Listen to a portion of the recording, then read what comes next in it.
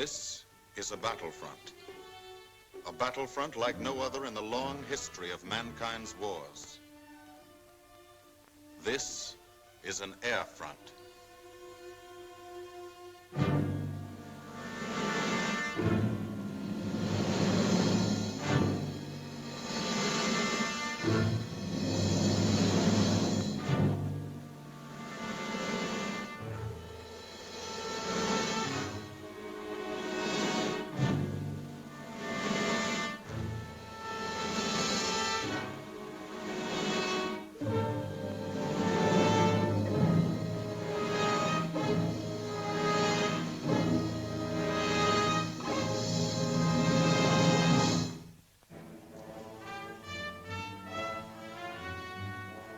The working day begins, as it will end, with the ground crews, as much a part of the fortress as her wings. If you're a mechanic, you've got your own bomber. You get attached to it.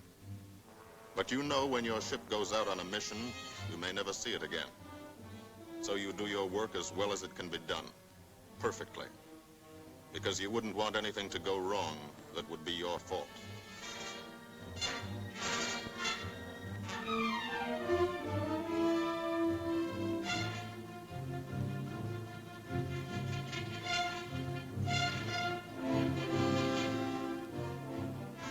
Today, the bombs will be taken from these bomb dumps somewhere in England and delivered to specific points in Wilhelmshaven, Germany.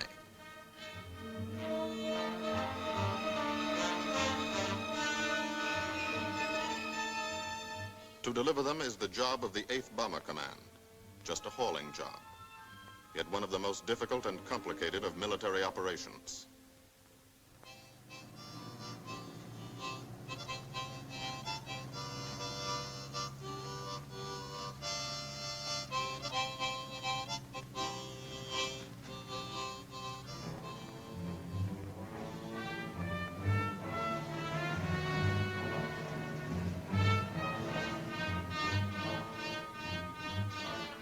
General-purpose demolition bombs, impact velocity as high as 750 miles an hour, pierce 5 inches of armor plate, destroy a factory. Briefing at 0800. Pilots, bombardiers, and navigators take their places. The group commander, Colonel Stanley Ray, steps up to the target map, and for the first time, you learn where you're going. Sometimes your face turns white when you find out. Sometimes the feeling you won't come back tightens your insides. Not so long ago, you were sitting like this in a college or high school classroom, not listening too hard, perhaps even a little sleepy. But you listen here. And as you listen, you don't have time to think of yourself. Fear fades.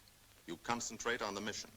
Type of formation, assembly point, 0 hour, route to target, weather, enemy fighters, enemy flak, route back home. If forced down in enemy territory, destroy equipment. If taken prisoner, give no information. Name, rank, and serial number. That's all.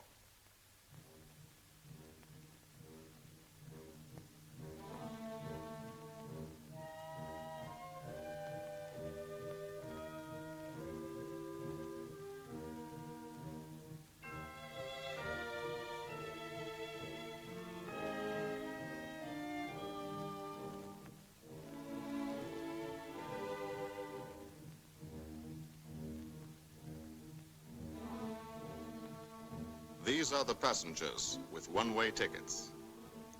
And this is the crew of the Memphis Belle, 324th Squadron, 91st Heavy Bombardment Group.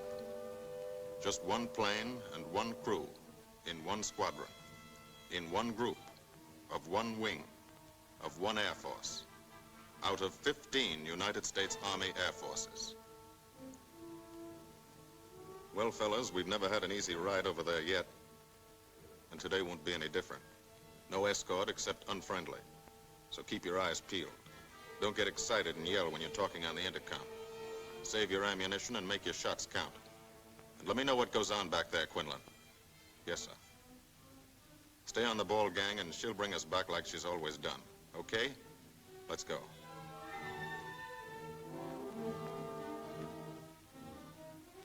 They have completed 24 missions, In this, the toughest theater of air war, the big league of sky fighting, their experience is priceless. And so, if the Memphis Belle comes back this afternoon, they will be sent to bring the vital lessons they have learned to thousands of air crew men in training at home. Home is America.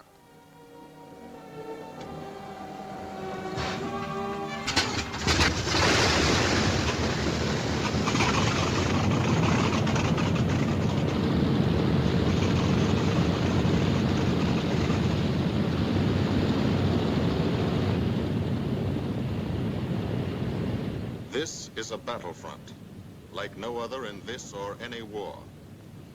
No monster armies, no booming cannon. Only the roaring engine sound of the bombers pounding through the quiet English countryside. This is an air front.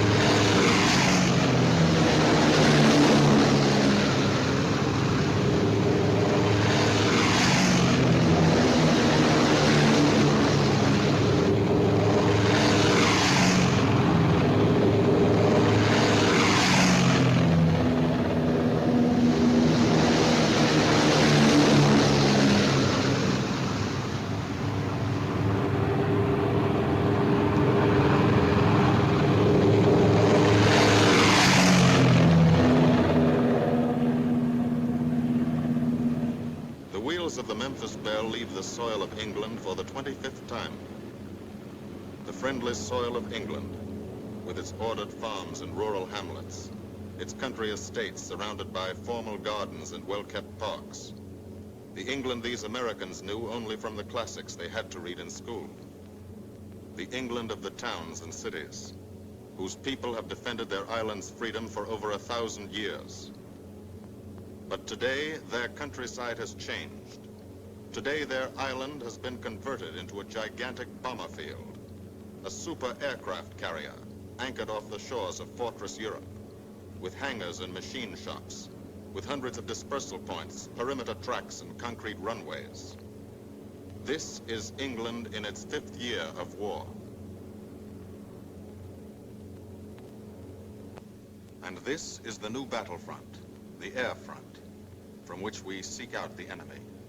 Not his infantry or his artillery, not his panzer divisions, but the greater menace, the industrial heart of his nation, the foundation on which the Nazi Empire and its armies stand, the power behind the German lust for conquest. The steel mills and refineries, shipyards and submarine pens, factories and munitions plants, pinpoints on the map of Europe which mean rubber, guns, ball bearings, shells, engines, planes, tanks, targets. Targets to be destroyed. And these are the destroyers, each with a belly full of bombs, and 10 men like the crew of the Memphis Belle. Pilot Captain Robert Morgan, industrial engineer from Asheville, North Carolina. He's flown this ship across the Atlantic. The other pilot, Captain Jim Verinis, business administration student at the University of Connecticut. Radio operator and gunner, Sergeant Bob Hansen, construction worker from Spokane, Washington. Navigator, Captain Chuck Leighton, chemistry student at Ohio Wesleyan. Engineer and top turret gunner, Sergeant Harold Locke, from Green Bay, Wisconsin. Used to be a stevedore. Besides keeping the Belle in order, he covers the sky above. Tail gunner, Sergeant John Quinlan of Yonkers, New York. Clerked for a carpet company, but he quit December 8th, 1941. Ball turret gunner, Sergeant Cecil Scott. Firstman for a rubber company in Rahway, New Jersey. Pilot to crew, 10,000, put on oxygen. They're climbing higher now, 300 feet a minute. The strain on the planes and on the men is mounting. The rest of the crew, bombardier Captain Vincent Evans, operated a fleet of trucks in Fort Worth, Texas. Waist gunners, on the right, Sergeant Bill Winchell, chemist for a paint company in Chicago.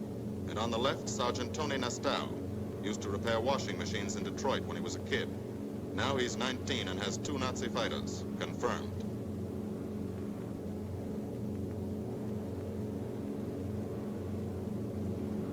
It takes all of a pilot's strength to keep a 30-ton fortress in tight formation.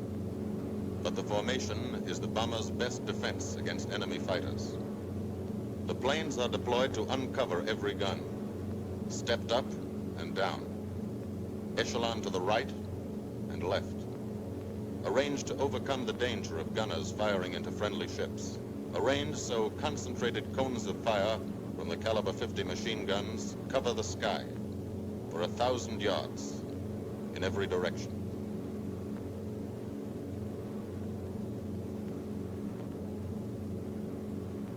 The friendly coast of England slips by below. It doesn't look like much now, but in a few hours when you come back, if you come back, this will be the most beautiful view in the world. Higher and higher, climbing to reach your best operational altitude, 25,000 feet, 5 miles straight up. So high you can't be seen from the ground with a naked eye. So high that after 1 minute without oxygen, you lose consciousness. After 20 minutes, you're dead.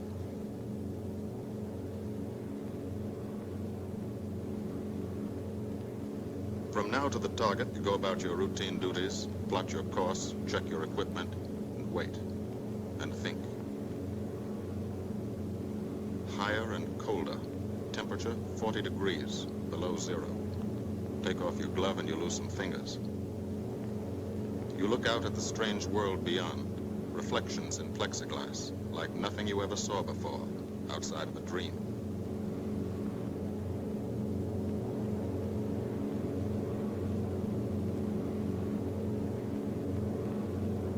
Higher and higher into the lifeless stratosphere, until the exhaust of the engines mixing with the cold, thin air condenses and streams the heavens with vapor trails.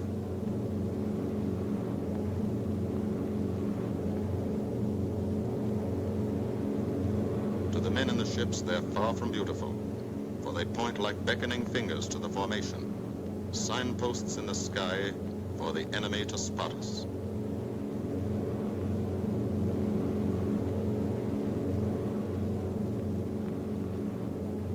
For these bombers to accomplish their mission, a plan is needed. Carefully worked out, timed to the minute. The job is to bomb Wilhelmshaven effectively and economically. The enemy is strong, skillful, determined to stop us. Here are his defenses. Airdromes, well dispersed. Each plane indicates a Stoffel or squadron of fighters.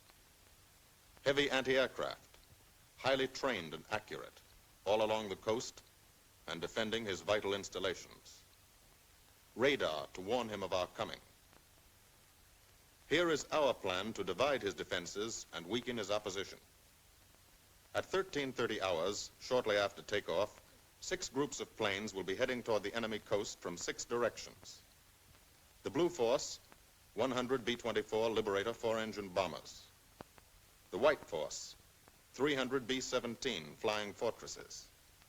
The Green Force, 300 B-17s with an escort of 6 squadrons of P-47 Thunderbolts.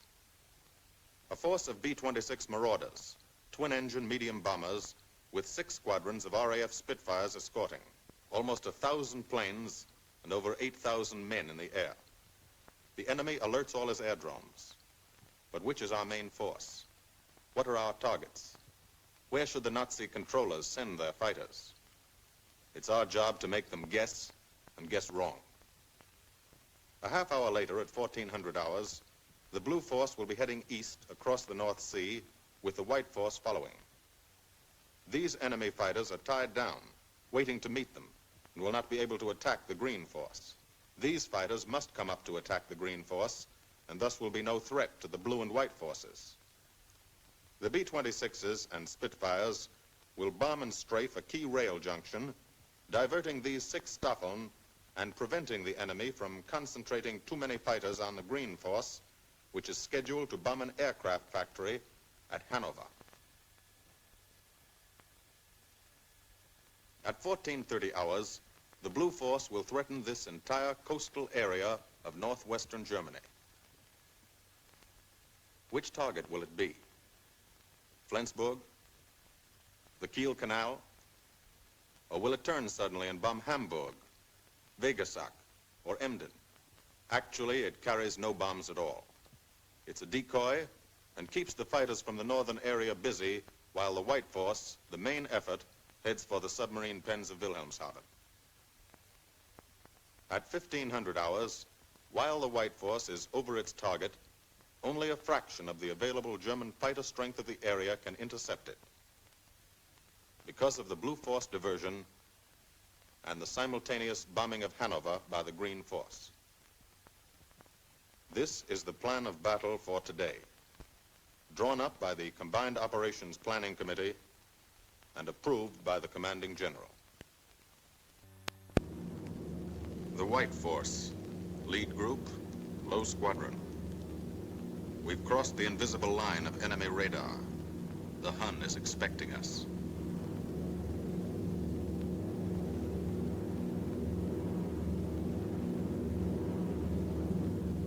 Steel helmets go on. Watchful eyes strain. Tight formations are held tighter still. Tense gunners more alert because here it comes. The enemy coast.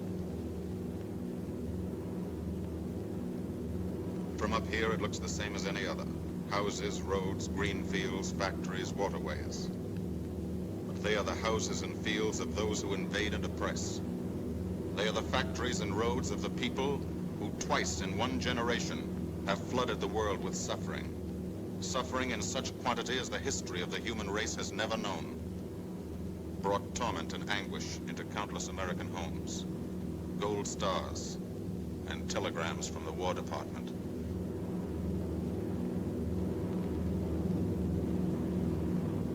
The first flak, just harmless-looking, silent puffs of smoke. Only each puff is a shell exploding, throwing shrapnel around the sky. Exactly the range, accurate flak by radio prediction. 5 miles down, Nazi anti-aircraft batteries have calculated the altitude, speed, and course. Where will the next one hit? You try not to be there.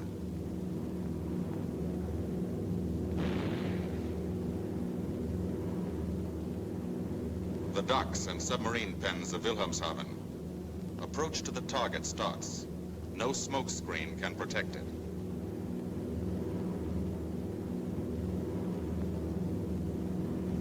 Now the enemy knows the path of your approach and walls that path with a flak barrage, but you fly right through it. Flak so thick you can get out and walk on it.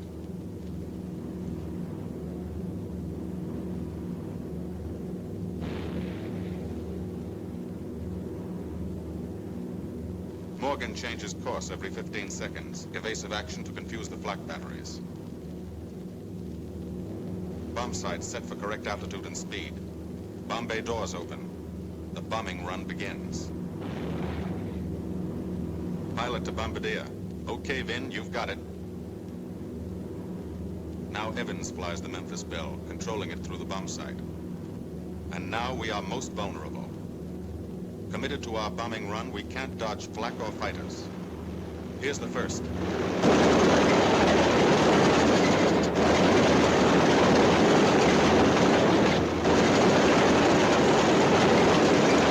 Top turret fires at him.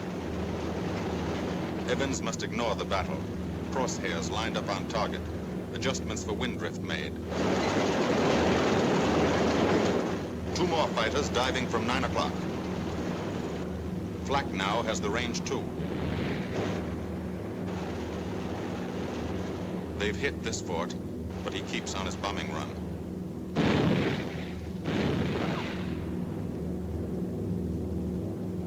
As lead bombardier, Evans's aim must be good. Every other ship in the group will drop its bombs when he drops his. Now, one pointer on the bomb site moves toward another stationary pointer. The instant they touch, bombs will release.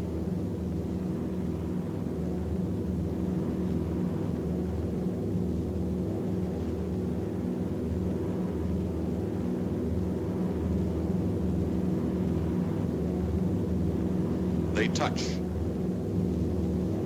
Bombs away.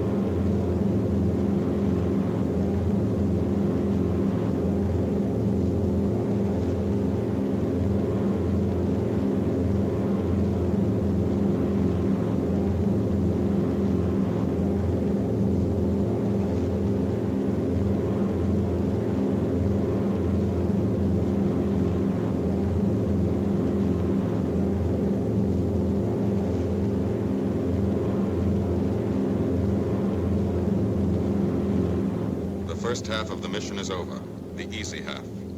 Now to get home.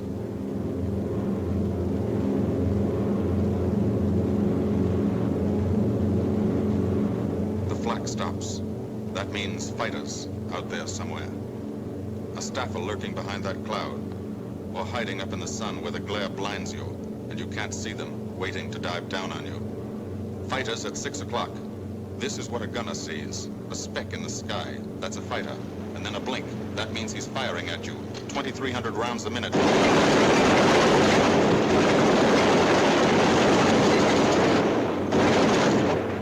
In a running battle, one of the most important instruments is the interphone. There's 4 of them. 1 o'clock high. They're coming around. Watch it. 2 fighters, 6 o'clock up, coming in. Diving out, Chief. B-17 in trouble out at 2 o'clock, watching. Got an engine on fire.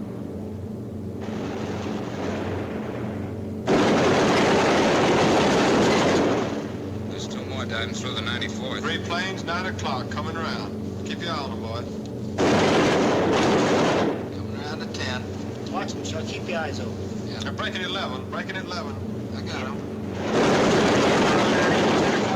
I got those 2 at 2 o'clock. Watch them, Scotty. I got my sights on them. Check that B-17, Chuck, 3 o'clock.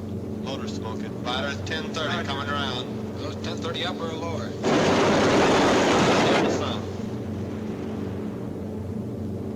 B-17 out of control at 3 o'clock.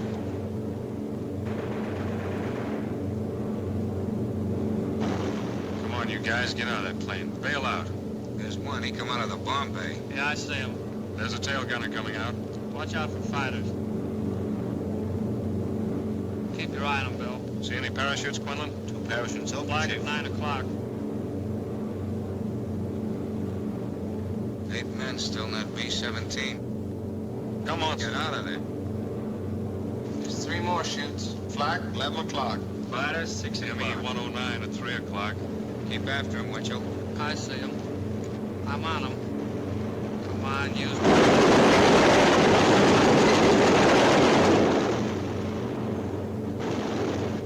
I got him. Quinlan, confirm that fighter. He got him, Chief. Look, he's bailing out. Don't yell on that intercom. Fighters, 10 o'clock. Watch those 2 at 12, Vin. They're coming in. They're coming in, Scotty. Get that ball turret on him. Save the ammunition as much as possible.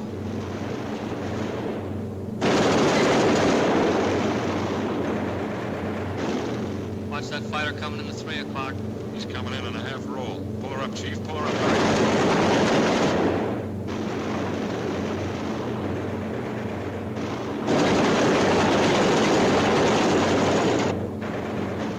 This fortress is hurt. Engine on fire, losing airspeed and altitude, drifting into the flak, alone and helpless. A straggler. In a minute, Nazi fighters will swarm in like buzzards for the kill. You can watch, but you can't go down to help. You keep your formation.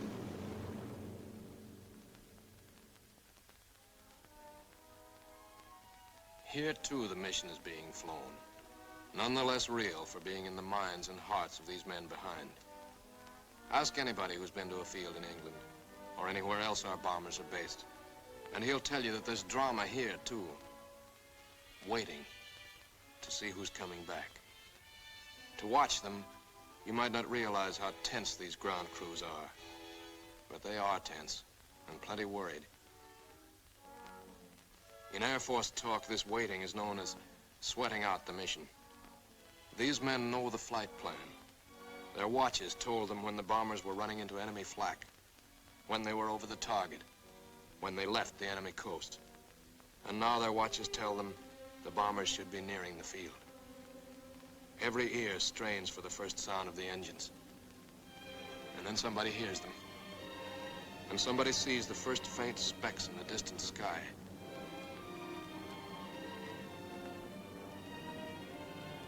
Every face turns to see and count. The watchers try to read the numbers on the ships.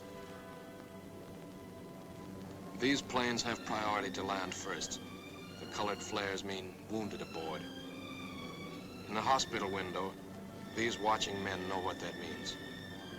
They know what it feels like to lie on a bouncing fortress floor for hundreds of miles through the frozen stratosphere in great pain, with the other men in your crew fighting to keep you alive until they hit the field. The field. Home. It'll be okay then, because there'll be medical care. The best, as soon as the wheels of your plane stop rolling.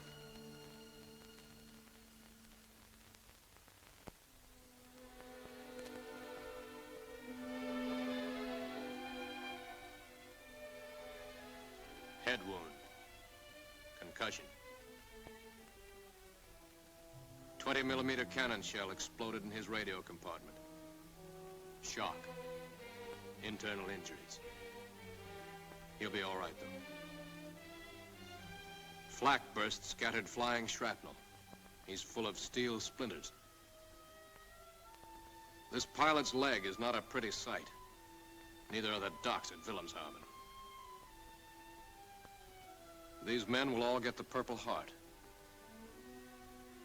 And this man, too, posthumously.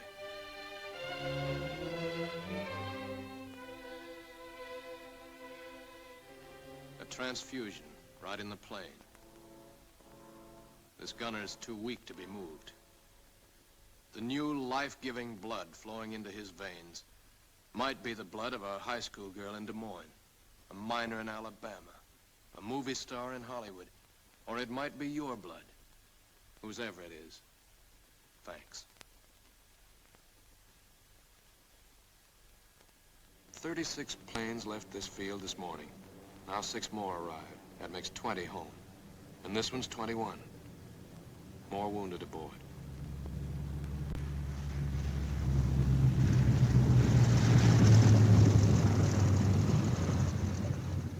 "22, coming in with his left inboard engine dead.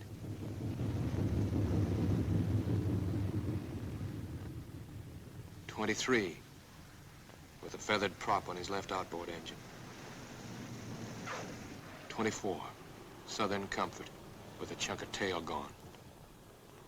25, they flew home on their luck. 26. Not a scratch. The control tower learns that 2 more landed at a British field to the south. 1 a crash landing, crew safe. That makes 28. 29. A rough landing, but her pilot's badly hurt. It's a wonder he brought her back at all. 29 planes back, so far. 29 out of 36. Our losses were heavy, but the enemy's were far heavier. We destroyed a German aircraft factory, a rail junction, submarine pens, docks, and harbor installations. That's specific, known damage. But who can tell the number of German torpedoes that will not be fired, the number of our convoys that will get through now, the soldiers' and seamen's lives that will be saved, or the battles that will be won instead of lost because of what these bombers and airmen did today.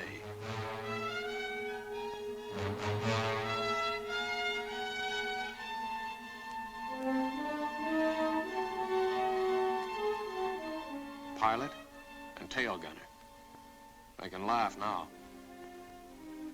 Fire on the inboard engine did this. Flames streaked back and burned the stabilizer, too. Another crew luck brought back.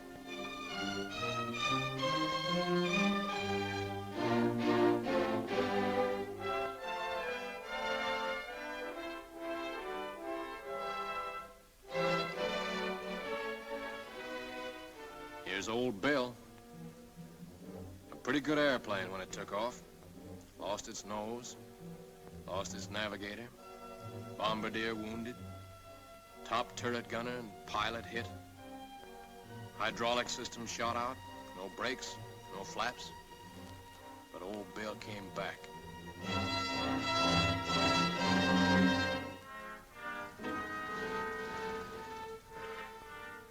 Now, among the returned crew members, talk flows like a river, talking out every detail of the mission. These are the faces of combat, faces of Americans who have watched their comrades die, faces that can never forget the enemy, and they're in no mood to have their picture taken.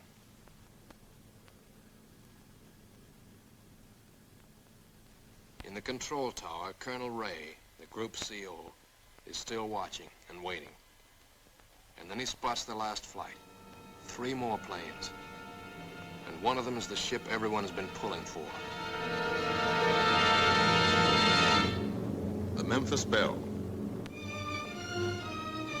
The last few miles of this trip have been a joyride. The strain is over. They can leave their guns now. Now they know they're going to go home. To Spokane, Green Bay, Asheville, Detroit, Chicago, Fort Worth, and Yonkers.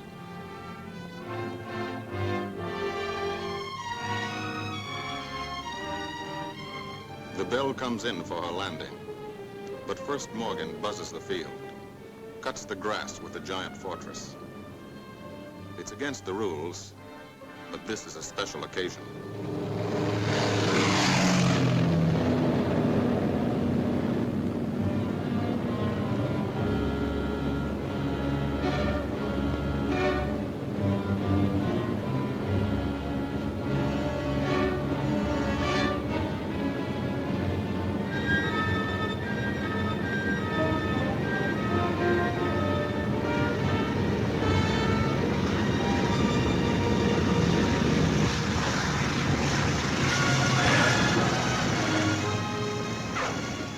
Of the Memphis Belle come back to the soil of England for the 25th time.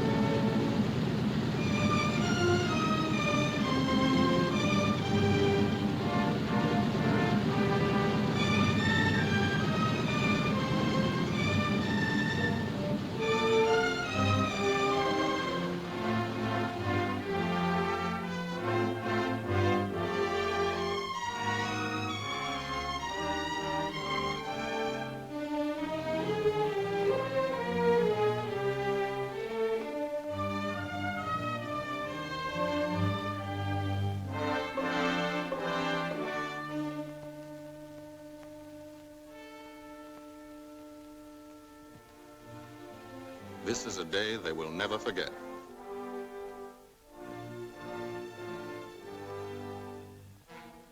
Another great day soon after, Brigadier General Hansel visited the field and presented the Distinguished Flying Cross to every member of the crew.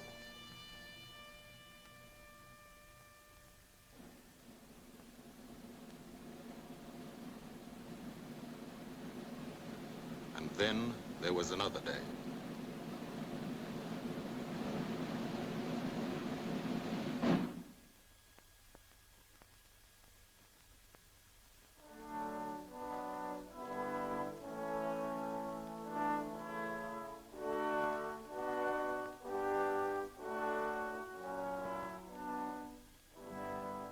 Their Majesties, the King and Queen of England.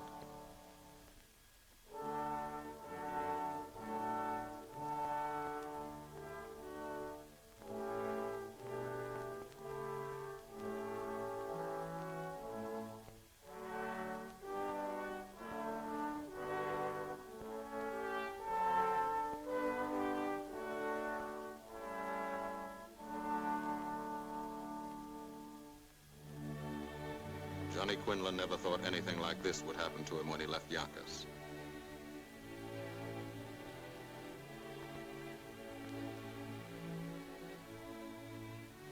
The ground crew were a little self-conscious about being dressed in fatigues, but the Queen thought they were very nice.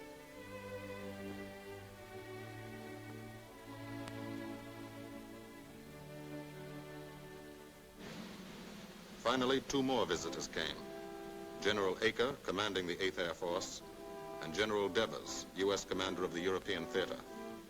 The Belle crew received them in flying clothes, as General Acre read the order for what he called their 26th and most important mission. Return to America to train new crews and to tell the people what we're doing here.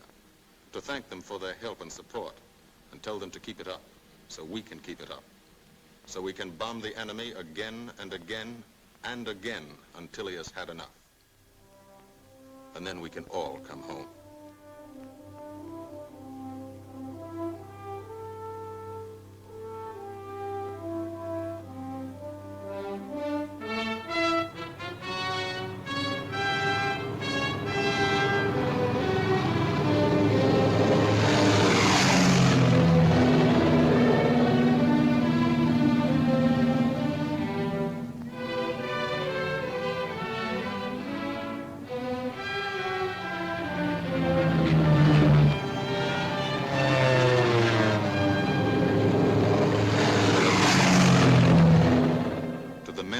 Air Force, who are now flying deep into Germany, bringing destruction to targets almost 1,000 miles from their bases.